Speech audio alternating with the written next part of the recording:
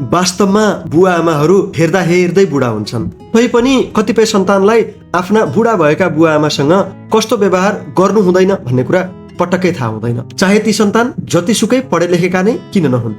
यो सन्देश तिनै सन्तानका लागि। आफ्ना बुढा भएका बुवा आमासँग अनावश्यक तर्क वितर्क गर्नु हुँदैन भन्ने कुरा कतिपय सन्तानलाई पटक्कै थाहा हुँदैन। आफ्ना बुढा भएका बुवा आमालाई अलग्गै राखेर आफूहरू मात्र बसेर घर सल्लाह गर्नु हुँदैन भन्ने कुरा कतिपय सन्तानलाई पटक्कै थाहा हुँदैन। आफ्ना बुढा भएका बुवा आमासँग रुखो बोल्दा उनीहरू मानसिक रूपमा विक्षिप्त हुन्छन् भन्ने कुरा कतिपय सन्तानलाई पटक्कै थाहा हुँदैन। आफूले बुढा भएका बुवा आमासँग गरेको व्यवहारको एक हिसाब किताब आफ्ना छोराछोरीले पनि राखिरहेका छन् र भविष्यमा ब्याज समेत तिर्नेछन् भन्ने कुरा त झन् कतिपय सन्तानलाई पटक्कै थाहा हुँदैन।